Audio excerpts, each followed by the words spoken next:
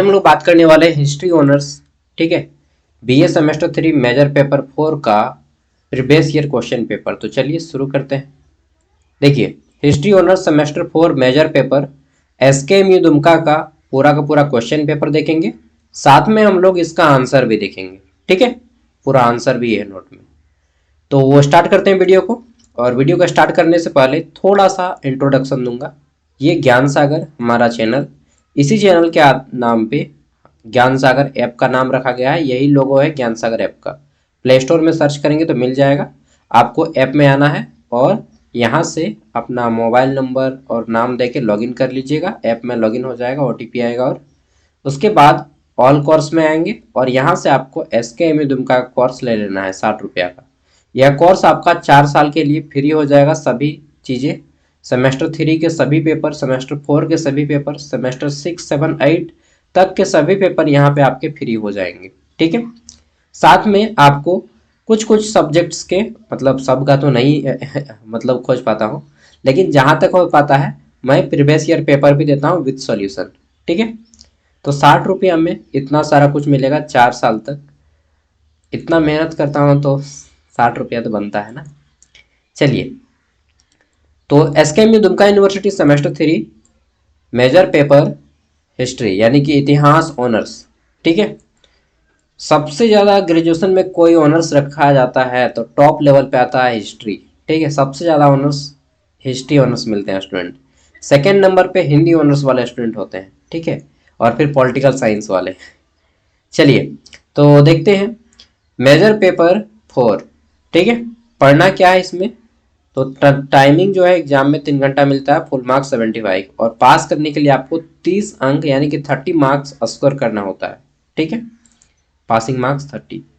और एक चीज हमेशा लिखा जाता है कि परीक्षार्थी जहां तक संभव हो अपने ही शब्दों में उत्तर दे, यानी कि candidate are required to give their answer in their one words as far as practicable. किताबी भाषा का प्रयोग न करें। ठीक है, या मैं भी जो बताता हूँ उसी भाषा का प्रयोग न करें, बल्कि अपने से मिला जुला के लिखें। सबसे पहले आता है ग्रुप ए। इसमें आपके 1 मार्क्स वाले क्वेश्चन है, जैसे कि तबकात ए नासरी के लेखक कौन है, दिल्ली सल्तनत में दीवान ए आजिर किस विभाग से संबंधित है। ठीक है, किस शासक ने 2.5 दिन का झोपड़ा या 2.5 दिन का मस्जिद का निर्माण कराया था। ठीक है, अगला आ जाता है यहाँ पे क्वेश्चन, दिल्ली सल्तनत के किस शासक ने अपनी राजधानी दिल्ली से देवगिरी स्थानांतरित की। कुतुबुद्दीन ऐबक की मृत्यु 1210 में किस खेल के दौरान हो गई। सब जानिएगा अभी, पोलो वगैरह। ठीक है, पोलो खेल। फिर आता है ग्रुप बी। ग्रुप बी में आपको 5 मार्क्स वाले 2 प्रश्नों के आंसर करने होते हैं। इसमें ये पिछले साल का क्वेश्चन पेपर है जो आपकी यूनिवर्सिटी में पूछा गया था दुमका में। ठीक है, दिल्ली सल्तनत के स्थानीय प्रशासन पर संक्षेप टिप्पणी लिखें। इक्ता प्रणाली या इक्ता व्यवस्था क्या है, संक्षेप टिप्पणी लिखें। अच्छा, जो लोग इंग्लिश में कंफर्टेबल है वो इंग्लिश को फॉलो करेंगे। Write a short note on what is iqta system. Next आता है हमारा यहाँ पे, अलाउद्दीन खिलजी के राजतत्व के सिद्धांत का संक्षेप में वर्णन करें। कल मैंने बताया था जलालुद्दीन और अलाउद्दीन के बारे में अंतर। जलालुद्दीन कौन होता है और अलाउद्दीन कौन है। ठीक है, तो खिलजी वंश का संस्थापक था जलालुद्दीन। नोट कर लीजिएगा अगर आप भूला जाते हैं तो। जलालुद्दीन खिलजी वंश का संस्थापक था। ठीक, ये और जलालुद्दीन खिलजी का भतीजा होता है अलाउद्दीन। ये जो अलाउद्दीन है जलालुद्दीन खिलजी का भतीजा होता है और इसकी बेटी के साथ ही जो है अलाउद्दीन का भतीजा का शादी हो जाता है जलालुद्दीन की बेटी के साथ। फिर यह अपने ससुर का हत्या कर देता है और खुद गद्दी पे बैठ जाता है और पूरा एकदम तानाशाह बन जाता है, पूरा शक्ति बढ़ाने का प्रयास करता है। चलिए, नेक्स्ट है कुतुबुद्दीन ऐबक की प्रारंभिक कठिनाइयों का संक्षेप में वर्णन करें। आगे देख लेते हैं। तो 15 मार्क्स वाले 4 क्वेश्चन आते हैं ग्रुप बी में। ठीक है, और इसका आंसर कोशिश कीजिएगा 500 से अधिक शब्दों में उत्तर दें। ठीक है, यहाँ पे हमारा क्वेश्चन है, सल्तनत कालीन इतिहास लेखन और उसके स्रोतों का प्रस्तुत करना है आपको विवरण। बलबन के राजत्व के सिद्धांत की व्याख्या करें। अलाउद्दीन खिलजी के आर्थिक सुधारों पर प्रकाश डालें। नेक्स्ट आ जाता है, मोहम्मद बिन तुगलक की नवीन परियोजनाओं का वर्णन करें। नेक्स्ट क्वेश्चन है अलाउद्दीन खिलजी के प्रशासनिक सुधारों की व्याख्या करें। ठीक है, इस तरह से टोटल यहाँ पे हमारे H नंबर तक क्वेश्चन है। मैं डायरेक्टली क्वेश्चन और आंसर दोनों करवाता हूँ। ठीक है, तो 1 मार्क्स वाले जो क्वेश्चन आएंगे उसका 1 से 3 लाइन में आंसर कीजिएगा, 5 मार्क्स वाले को 200 शब्दों में आंसर करना है, और 15 मार्क्स वालों को 500 शब्दों में आंसर करना है आपको एग्जाम में। मैं यहाँ पे आपको शॉर्ट आंसर बताऊंगा। ठीक है, तबकात ए नासरी के लेखक कौन है? Who was the author of Tabaqat i Nasiri? तो इसके राइट आंसर हो जाएंगे मिनहाज उल सिराज। ठीक है, तबकात ए नासरी के लेखक कौन है? मिनहाज उल सिराज। ठीक है, उस सिराज या उस मतलब थोड़ा सा आता है उर्दू लफ्ज। यह ग्रंथ दिल्ली सल्तनत के प्रारंभिक इतिहास का महत्वपूर्ण स्रोत है। अगर आप इस किताब को पढ़ लेते हैं तबकात ए नासरी, तो आपको दिल्ली सल्तनत का पूरा डिटेल नॉलेज हो जाएगा। सपोज दैट आपको दिल्ली सल्तनत के बारे में पीएचडी करना है या थीसिस लिखना है, तो आप तबकात ए नासरी को पढ़िएगा। ठीक है, चलिए इन फ्यूचर में अगर हिस्ट्री से कोई पीएचडी करना चाहते हैं तो ऐसा होता है बहुत बार कि दिल्ली सल्तनत के ऊपर आप रिसर्च कर रहे हैं तो आपको वो सब किताब पढ़ना पड़ेगा। ठीक है, अगला है दीवान ए आरिस किस विभाग से संबंधित है? तो दीवान ए आरिस जो है सैन्य विभाग था। ठीक है, दीवान ए आरिस सैन्य विभाग से संबंधित था, और यह सेना भर्ती करना, उनको कितना वेतन मिलेगा, ठीक है, कितना सेना रखा जाएगा, कब किसको रिटायर्ड करना है, ठीक है, प्रमोशन किसका होगा, ट्रेनिंग कैसा मिलेगा, ये सब यही डिसाइड करता था सैन्य विभाग। ठीक है, दीवान ए आरिज मतलब उस जैसे अभी डिफेंस मिनिस्ट्री है ना, मिनिस्ट्री ऑफ डिफेंस, उस टाइम पे दीवान ए आसरी कहा जाता था, सॉरी दीवान ए आरिज। नेक्स्ट अगला आ जाता है 2.5 दिन का झोपड़ा या मस्जिद का निर्माण किसने किया था? ठीक है, तो 2.5 दिन का झोपड़ा का निर्माण किया था कुतुबुद्दीन ऐबक ने, कुतुबुद्दीन ऐबक ने। ठीक है, और यह कहाँ पे है? अजमेर। अजमेर कहाँ पे है? राजस्थान में। ठीक है, अजमेर शरीफ का नाम सुने होंगे, जाइएगा, बहुत मस्त है। ठीक है, फेमस है, वर्ल्ड फेमस हम लोग बोल सकते हैं। नेक्स्ट है दिल्ली से देवगिरी राजधानी किस शासक ने स्थानांतरित की? तो अपनी राजधानी दिल्ली से देवगिरी किया किसने? मोहम्मद बिन तुगलक ने। ठीक है, और देवगिरी का नया नाम दौलताबाद रखा। कई बार पूछा भी जाता है कि दिल्ली से दौलताबाद किसने अपनी राजधानी स्थानांतरित की? तो यही मोहम्मद बिन तुगलक। ठीक है, मोहम्मद बिन तुगलक राइट आंसर हो जाएगा। और फिर ये जो है देवगिरी का नाम बदल देता है और दौलताबाद कर देता है। नेक्स्ट 5वां क्वेश्चन है कुतुबुद्दीन ऐबक की मृत्यु 1210 ईस्वी में किस खेल के दौरान हो गई? तो कुतुबुद्दीन ऐबक की मृत्यु पोलो खेलते समय हो गया। पोलो जो घोड़े पे चढ़ के खेलते हैं ना, हाँ, उसको चौगाना भी बोला जाता है। ठीक, तो पोलो खेलते समय हो गई मृत्यु किसकी? कुतुबुद्दीन ऐबक की। वे घोड़े से गिर पड़े थे और फिर मर जाते हैं। चलिए अब 5 मार्क्स का क्वेश्चन आता है, 5 नंबर वाले। इसमें क्वेश्चन है brief throw light on the local administration of Delhi सल्तनत। ठीक है, दिल्ली सल्तनत के स्थानीय प्रशासन पर संक्षेप में प्रकाश डालिए। दिल्ली सल्तनत के स्थानीय प्रशासन, देखिए दिल्ली सल्तनत का स्थानीय प्रशासन व्यवस्थित था, संगठित था, सल्तनत को इक्ता में बांटा गया था, जिनका शासन क्या था? तो मुक्ति या इक्तदार के हाथों में होता था। ठीक है, मुक्ति नाम था जिसका इक्तदार भी कहा जाता था। वह कर वसूलता था, क्या करता था? वह टैक्स वसूलने का काम क्या करता था।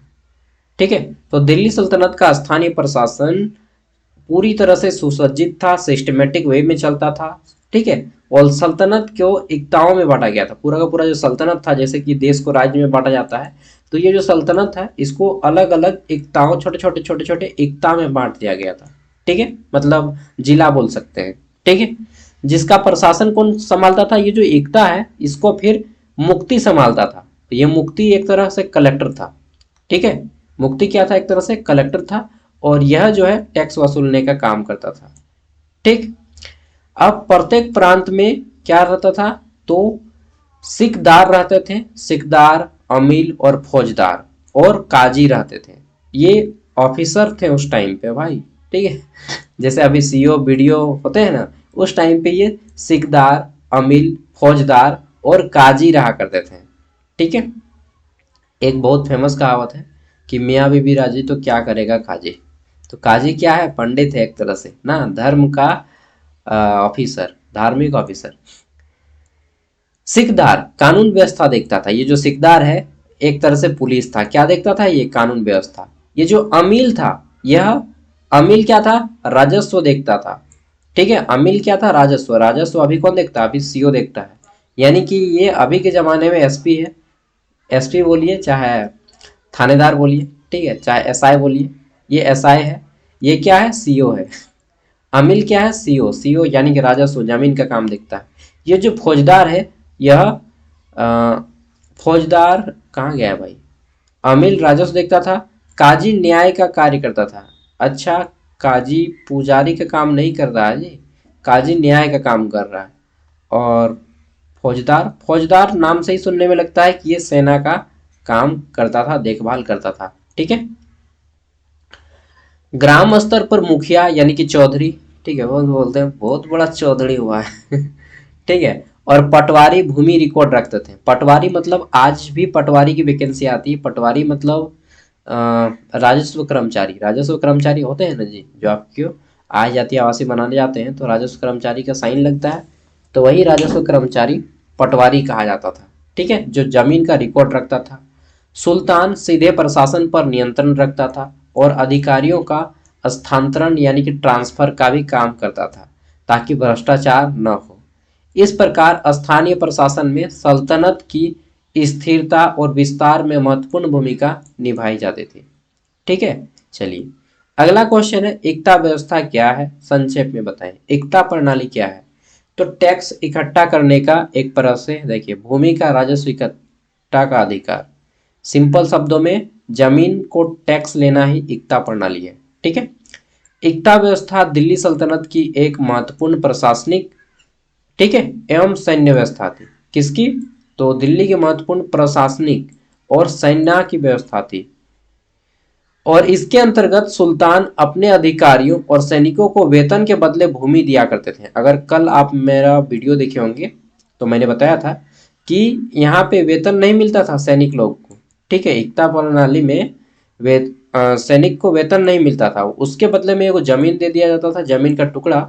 अब उस जमीन के टुकड़े पे जो भी किसान खेती करेगा, मान लीजिए ये सेना है, सेना का जवान है, ठीक है, और इसको हम बोलते हैं कि ये जमीन तो तुम्हारा हो गया। अब ये जमीन पे जो भी खेती है किस कर रहा है किसान, वो किसान इसको टैक्स देगा, और ये टैक्स जो है ना इसी का सैलरी कहलाएगा, ये टैक्स इसी का सैलरी हो जाएगा, समझे? हाँ, तो यही था, अधिकारियों और सैनिकों को वेतन के बदले भूमि का राजस्व देता था, जिसे इक्ता कहा जाता था। तो एक तरह से क्या हो गया, इक्ता जमीन का टैक्स हो गया, जो किसान लोग किसको देता था, सेनाओं को। सेना को किसके बदले, तो वेतन के बदले। और यह कौन सिस्टम शुरू किया था, तो यह शुरू किया था सुल्तान। ठीक है, सुल्तान मतलब उस समय का राजा।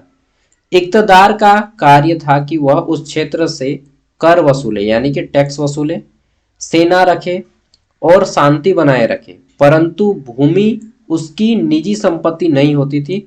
सुल्तान जब चाहे इक्ता वापस ले सकता था, मतलब सुल्तान जब चाहे अपना जो है वहां से पावर ले सकता था। ठीक है, कि चलो इसका पावर खत्म हो गया भाई।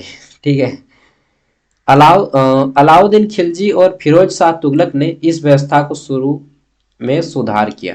ठीक है, इस व्यवस्था में क्या किए थे, सुधार किया। किसने? अलाउद्दीन खिलजी और फिरोज शाह तुगलक ने व्यवस्था में सुधार किया, और अलाउद्दीन ने राजस्व पर कड़ा नियंत्रण रखा, जबकि फिरोज शाह ने इसे वंशानुगत बना दिया। ठीक है, फिरोज शाह तुगलक क्या किए, तो इन्होंने वंशानुगत बना दिया। आगे देख लेते हैं, एकता व्यवस्था ने प्रशासन और सेना को मजबूत बनाया। ठीक है, लेकिन समय के साथ यह सामंती प्रवृत्तियों में जन्म लेने लगा। ठीक है, चलिए, तो ये हो गए। अब आता है यहाँ पे ग्रुप बी 15 मार्क्स वाले क्वेश्चन। ठीक है, और इसका आंसर आपको वेरी लॉन्ग आंसर टाइप में देना है। पहला क्वेश्चन है, दिल्ली सल्तनत के इतिहास लेखन एवं उसके स्रोतों की व्याख्या करें। ठीक है, इंग्लिश में है एक्सप्लेन द हिस्टोरिकल, एक मिनट यार, कौन मैसेज कर रहा है भाई। चलिए, explain the historical writing and source of Delhi सल्तनत, यानी कि दिल्ली सल्तनत का अगर आपको इतिहास जानना है तो क्या क्या चीजें आपको पढ़नी होगी, कैसे पता लगाइएगा। ठीक है, वही पूछा गया है। दिल्ली सल्तनत के इतिहास लेखन और उसके स्रोत कहाँ से मिलेंगे।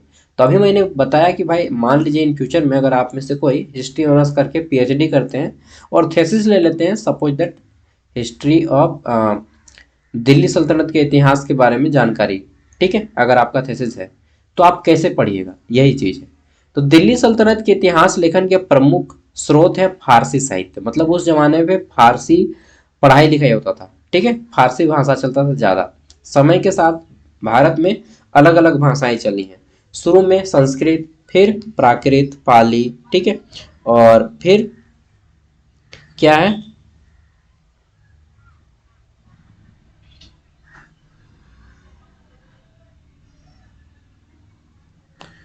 बेटा लोग मेरा 100 रुपया करके चंदा उठाया कॉलेज में हम लोग का, और मेरा पैकेट सबको एक मतलब क्या बोलते हैं, डिब्बा मिल रहा था रसगुल्ला का, ठीक है। तो हम बोले कि भाई मेरा वाला दूध दे दीजिए मेरे दोस्त को, हम घर आ गए हैं, ठीक है, आप लोग के पढ़ाई के चलते हम आ गए, नहीं तो अपना कॉलेज में अभी पूरा चल रहा फंक्शन वगैरह, ठीक है, आप लोग का पढ़ाई के चलते हम कॉलेज से घर आ गए हैं ताकि आप लोग का पढ़ाई हो अच्छा से, ठीक है, कॉलेज वगैरह अभी बंद कर दिए। तो सबको डब्बा मिल रहा था रसगुल्ला वाला, तो हम बोले कि मेरा वाला मेरे दोस्त को दे दीजिए, तो बोलता है खा गए सबको मिल बांट के। चलिए कोई बात नहीं, ये भी सही है। चलिए हम लोग आगे बढ़ते हैं। तो दिल्ली सल्तनत के इतिहास लेखन के प्रमुख स्रोत फारसी साहित्य है, यानी कि उस जमाने के फारसी में जो किताबें लिखी गई हैं, जैसे अभी हम लोगों ने पढ़ा मिनहाज उल सिराज का, ठीक है, वो नासरी वाला किताब, तबकात नासरी। सल्तनत काल में इतिहास लेखन को राजकीय संरक्षण प्राप्त था, यानी कि इतिहास लेखन जो सुल्तान थे वो लोग करवाते भी थे, ठीक है। इतिहास अधिकांश इतिहासकार जो है अपने एक दरबारी कवि रखते थे, आपको मालूम होगा, ठीक है, जैसे कि अबुल फजल अकबर का दरबारी कवि था, तो उस तरह से भी सभी के एक दरबारी कवि हुआ करते थे, ठीक है। और प्रमुख ऐतिहासिक ग्रंथ में आता है तबकात नासरी, मिनहाज उल सिराज ने लिखा है। फिर आ जाता है तारीख ए फिरोज शाही, जिसको जियाउद्दीन बर्नी ने लिखा है, ठीक है। फिर आ जाता है तारीख ए फिरोज शाही, इसको किसने लिखा है, दो गो तारीख ए फिरोज शाही है, ठीक है, इसको सम ए सिराज अफिस ने लिखा है। फिर आ जाता है फुफुहात ए फिरोज शाही शामिल है। इन सब किताब को आपको पढ़ के दिल्ली सल्तनत का इतिहास के बारे में जानकारी मिलेगा। इन ग्रंथों से प्रशासन, ठीक है, दिल्ली सल्तनत का प्रशासन कैसा चलता था, ठीक है, काम धाम कैसे, टैक्स वसूला जाता था, सेना की व्यवस्था कैसी थी, और धार्मिक नीति की जानकारी मिलती थी। इसके अतिरिक्त सिक्के, शिलालेख, यात्रा वृत्तांत, ठीक है, इब्न बतूता, स्मारक भी महत्वपूर्ण थे। इसके अलावा उस जमाने में बहुत सारे किले बनाए गए, जैसे कुतुब मीनार बनाया गया, ठीक है, ताजमहल बनाया गया, मेहरौली का दिल्ली में लौह स्तंभ है, मेहरौली लौह स्तंभ, ठीक है। यात्रा वृत्तांत बहुत सारे लोगों ने लिखा, अपना जीवनी लिखा, इब्न बतूता, ठीक है, और बहुत सारे मंदिर, सॉरी मस्जिद बनाए गए, तो उन सब से भी इतिहास की जानकारी मिलती है, ठीक है। हालांकि दरबारी इतिहासकारों के लेखन में शासकों की प्रशंसा अधिक मिलती है। अब हर कोई अपना राजा के बारे में प्रशंसा जरूर करता है। आलोचनात्मक अध्ययन से सल्तनत काल क्या वास्तविक तस्वीर सामने आता है, ठीक है, तो बुराइयां भी मिलती हैं। इस प्रकार साहित्यिक और पुरातात्विक स्रोतों से दिल्ली सल्तनत के इतिहास को जानने में सहायता मिलता है। अब आता है दूसरा क्वेश्चन, बलबन के राजत्व सिद्धांत की व्याख्या करें। एक्सप्लेन जो बलबन का थ्योरी है, explain Balban theory of kingship, ठीक है, राजत्व का सिद्धांत बताइए। क्या है राजत्व का सिद्धांत, तो बलबन यानी कि ग्यासुद्दीन बलबन, इनका पूरा नाम क्या है, ग्यासुद्दीन बलबन। बलबन ने लौह और रक्त की नीति भी अपनाई थी, आपने सुना होगा। तो बलबन का राजत्व सिद्धांत दिल्ली सल्तनत में निरंकुश राज सत्ता की स्थापना का प्रतीक था। बलबन का मानना था कि राजा ईश्वर का प्रतिनिधि थे। बलबन क्या बोलता था कि राजा ही ईश्वर है, ठीक है, मतलब राजा को ईश्वर ने भेजा है, उसकी सत्ता देवी है, उसने नियाबत ए खुदाई और जिल्ल ए इलाही नाम सुने ना, जिल्ल ए इलाही की अवधारणा को अपनाया, ठीक है। बलबन ने दरबार में सिजदा और पाबोस जैसी प्रथाएं चलाई, सिजदे किए हैं लाखों लाखों दुआएं मांगी, पाया है मैंने हंस तुझे। तो वो गाना सुना है ना, तो बस वहीं से उसी तरह से सिजदा और पावोस, ठीक है। आप लोग गाना कंप्लीट कर दीजिए, मुझे नहीं आता है उतना। प्रथाएं आरंभ की ताकि राजा की गरिमा बनी रहे। उसने रक्त संबंध और वंश पर विशेष बल दिया। उन्होंने क्या किया, रक्त संबंध यानी कि जो अपना ब्लड का रिलेशनशिप है, उन लोगों को स्पेशल ताकत दिया कि लो भाई तुम भी ले लो। भाई भतीजावाद पूरा किया बलबन ने। और तुर्की अमीरों को प्रमुख स्थान दिया, जो तुर्क से आए थे अमीर, ठीक है, उनको अच्छा अच्छा पोजीशन, अच्छा अच्छा पोस्ट दे दिया। कानून व्यवस्था बनाए रखने के लिए उसने कठोर दंड नीति अपनाई कि भाई पूरा कड़ा कानून में पूरा कठोर दंड दिया जाएगा। विद्रोहियों को निर्दयता से कुचला गया, ठीक। उसका प्रसिद्ध कथन था, राज भय पर टिका होता है। राज्य जो है भय पे टिका होता है। अच्छा, राज्य चलाना है तो लोगों के ऊपर भय बैठाना होगा, इनका मानना था। बलवन क्या बोलता है कि राज्य चलाना है तो जनता पे भय भय भय, ठीक है, भय बैठा दो। लेकिन वास्तव में ऐसा है नहीं, राजा को जनता से प्यार करना चाहिए, लेकिन ये तो बोलता है कि भाई भाई, ठीक है, डरा के रखो जनता को। बलबन ने सेना को सुदृढ़ किया, सीमाओं की रक्षा के लिए सीमा नीति अपनाई। इस प्रकार बलबन का राजत्व सिद्धांत शक्तिशाली, केंद्रीकृत और अनुशासित शासन की आधारशिला बनी। तीसरा क्वेश्चन आ जाता है, अलाउद्दीन खिलजी के आर्थिक सुधारों का वर्णन करना या प्रकाश डालना है। Throw light on the economic reforms of Alauddin Khilji. तो मैंने बताया था ये जो है अलाउद्दीन खिलजी, जलालुद्दीन इसके जो चाचा थे, चाचा जान या फिर बोल सकते हैं ससुर जी, उसको मार के खुद गद्दी पे बैठ गया था, ठीक है। चाचा चाचा की बेटी से शादी किया और फिर चाचा को मार दिया और खुद गद्दी पे बैठ गया, ठीक है, खिलजी वंश की गद्दी पे। और यह बहुत जो है एक तरह से क्या बोलते हैं, महत्वाकांक्षी व्यक्ति था कि बोलता था हम पूरा पावरफुल बनेंगे, शक्तिशाली बनेंगे, ठीक है, अपना राज्य को फैलाएंगे, ठीक है, जो हमारा सल्तनत की बात को नहीं मानेगा उसको हमला किया जाए, ठीक है। मतलब इस तरह से बहुत अपने राज्य को फैलाया बढ़ाया, ठीक है। अगर जो इसका तानाशाह एक्सेप्ट नहीं करेगा तो इससे युद्ध करो। अलाउद्दीन खिलजी ने दिल्ली सल्तनत में व्यापक आर्थिक सुधार किए। उसका मुख्य उद्देश्य था शक्तिशाली सेना बनाना। क्या था, शक्तिशाली सेना बनाए और बनाए रखना, मंगोल आक्रमण से सुरक्षा करना। और एक क्या था, मंगोल आक्रमण से सुरक्षा करना। मंगोल आक्रमण के बारे में पढ़े होंगे, चंगेज खान के बारे में। उसने बाजार नियंत्रण नीति अपनाई। बाजार नियंत्रण नीति के बारे में मैंने बताया था कि अगर आप देखिए दाम नहीं बढ़ाएंगे, ठीक। बाजार नियंत्रण का पहला सिद्धांत क्या था कि जो महंगाई है महंगाई ना बढ़ पाए, ठीक।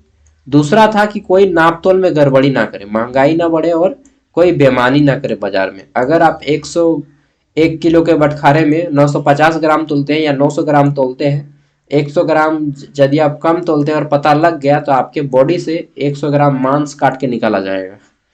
इस तरह से इसका बाजार नियंत्रण नीति था। अनाज कपड़ा धोने अनाज कपड़ा घोड़े दास और मूल्य निश्चित कर पे दिए जाते थे। यानी कि उस टाइम पे दास भी चलता था, दास प्रथा, ठीक है, तभी ना दास निश्चित दर पे दिया जाता था। दीवान ए रियासत, ठीक है, सहना ए मंडी की नियुक्ति की गई। और कृषि क्षेत्र में उसने भूमि की पैमाइश कार्रवाई और उपज पर लगभग 50% टैक्स लगा दिया। मतलब जितना किसान जितना उपजाएगा उसका 50% आपको टैक्स देना पड़ेगा राजा को, ठीक है। तो इतना रुपया भाई टैक्स देंगे यार, ठीक है। बिचौलियों और जमींदारों की शक्ति को समाप्त किया। सैनिक को नगद वेतन दिया गया ताकि वे भ्रष्टाचार से दूर रहे। सस्ते दामों के कारण वेतन कम होने पर भी सेना संतुष्ट रही। सस्ता दाम था क्योंकि बाजार नियंत्रण अपनाया था तो सब कुछ सस्ता था मार्केट में, ठीक है।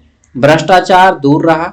सस्ते दाम के कारण वेतन कम होने पर भी आदमी उतना नहीं बौखलाया कि चलो भाई मेरा काम हो जा रहा है ना, खा पी के आराम से। अब जैसे 5 रुपया किलो अगर आपको आलू मिलने लगे, ठीक है, 10 रुपया किलो चावल मिलने लगे, तो फिर आप 10,000 कमाएंगे तो बोलेंगे ठीक ठाक है यार, आराम से चल जाएगा। ठीक है, पेट्रोल मिलने लगे 50 रुपया लीटर, तो आराम से 10,000 में काम चल जाएगा।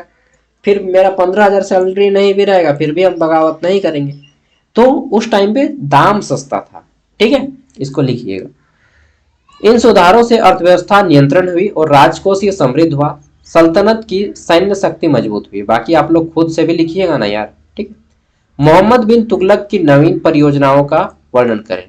Describe the innovation project of Mohammad bin Tughlaq. तो मोहम्मद बिन तुगलक अलग अलग प्रैक्टिकल करता था।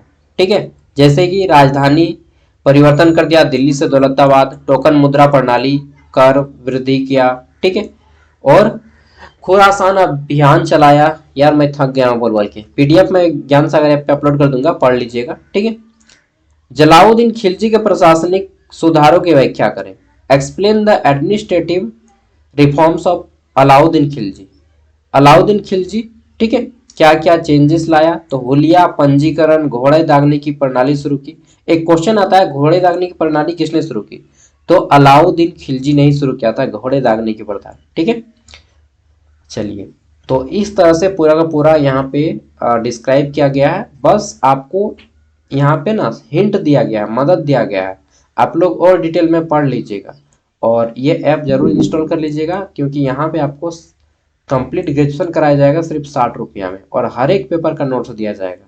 और इस बार आपको सेक पेपर का जो नोट्स है, और सेक पेपर और एसी पेपर, वो ऑब्जेक्टिव फॉर्म में डाल दिया गया है। ठीक है, इस चैनल पे सभी का जितना भी एसी है और जितना भी सेक है, सेक का डाल देंगे, एसी का डाल दिया गया है। ठीक है, एग्जाम से पहले सब डाल देंगे। ठीक है, ओके दोस्तों, बाय बाय। जोहार जोहार झारखंड। थक गए यार बोल बोल के।